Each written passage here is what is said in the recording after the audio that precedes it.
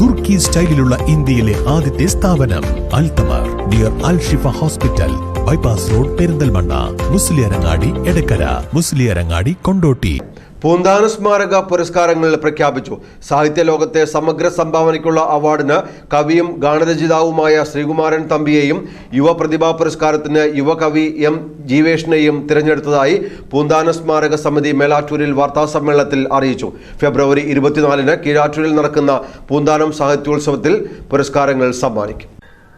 കവി, നോവലിസ്റ്റ്, ചലച്ചിത്ര ഗാനരചയിതാവ്, തിരക്കഥാകൃത്ത്, ചലച്ചിത്ര സംവിധായകൻ, സംഗീതജ്ഞൻ തുടങ്ങിയ വിവിധ മേഖലകളിലെ സമഗ്ര സംഭാവനയ്ക്കാണ് പൂന്താനം സ്മാരക സമിതി ഏർപ്പെടുത്തിയ പൂന്താനം കവിതാ അവാർഡിന് ശ്രീകുമാരൻ തമ്പിയെ തെരഞ്ഞെടുത്തത്.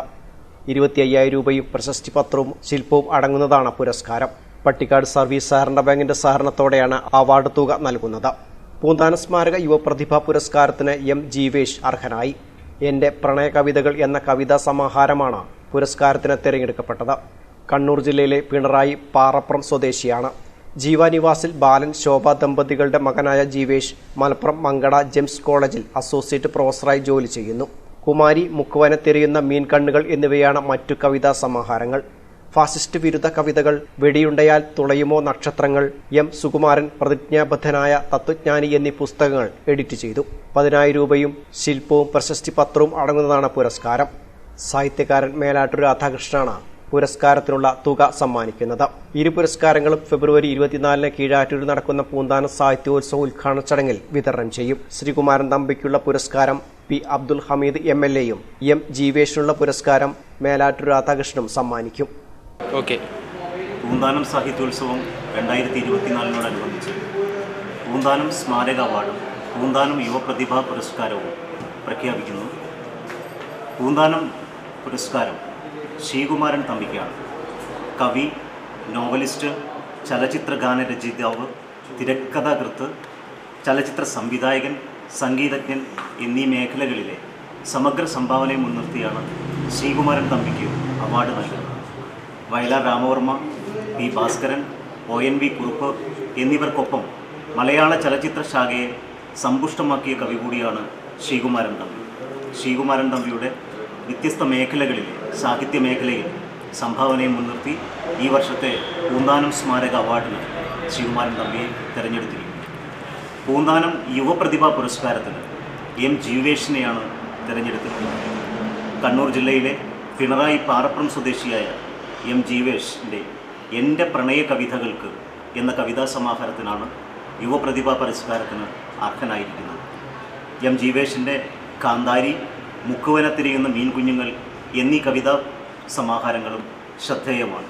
അതുപോലെ തന്നെ ഫാസിസ്റ്റ് വിരുദ്ധ കവിതകൾ, വെടിയുണ്ടകൾ തുളയുമോ നക്ഷത്രങ്ങൾ, ഗൗരി ലങ്കേഷിൻ്റെ ഓർമ്മ പുസ്തകം, എം സുകുമാരൻ, പ്രതിജ്ഞാബദ്ധനായ തത്വജ്ഞാനി എന്നീ പുസ്തകങ്ങളും എം ജീവേഷ് എഡിറ്റ് ചെയ്തിട്ടുണ്ട്.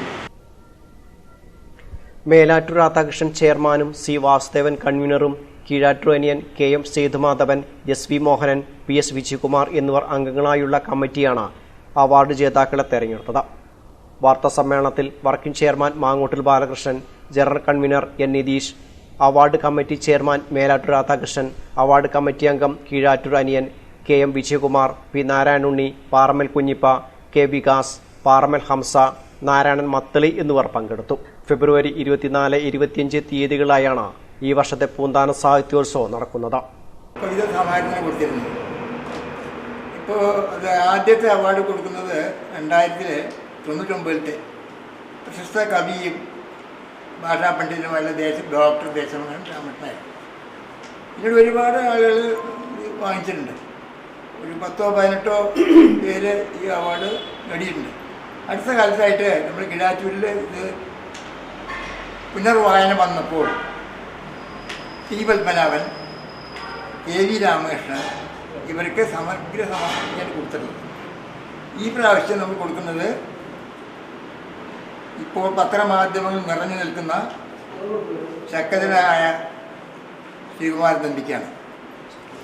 തമ്പിയെ കുറിച്ച് പറയുകയാണെങ്കിൽ ഞാൻ കണക്കാക്കി നോക്കുമ്പോൾ ഒരു 10-11 മേഖലകളിൽ അദ്ദേഹം അങ്ങനെ നിറഞ്ഞാടുകയാണ്.